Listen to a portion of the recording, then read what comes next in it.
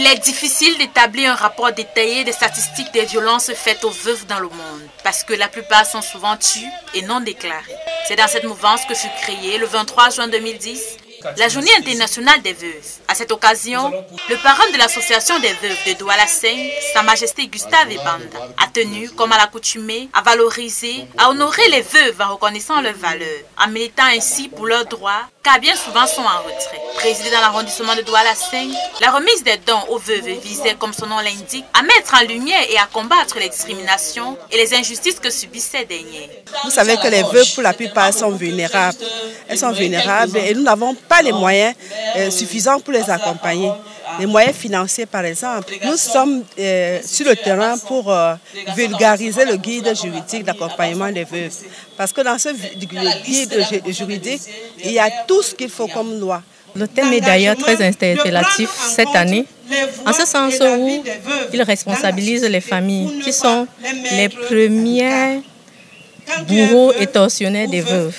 Nous avons l'habitude de voir des familles spoliées, chasser des veuves des maisons. L'État est conscient de tout ceci et c'est pour ça qu'il s'est engagé, au travers de plusieurs textes de loi, à protéger la veuve. Sa Majesté Gustave Ebanda a tenu à leur rappeler que leur voix compte. Apprendre que le Cameroun compte aussi sur elle, parce que leur voix compte. Et pour que leur voix compte, il faut qu'elles aillent s'inscrire massivement sur les listes électorales et même y amener leur famille, parce que nous avons besoin de toutes ces voix pour la paix au Cameroun. Et nous avons des nouveaux partenaires qui veulent nous accompagner dans l'émancipation de nos veuves. Donc, il y a toute une panoplie de formations qui sont prévues en 2026. Celle-ci ne tarisse pas d'éloges à son égard pour ce geste empreint de compassion.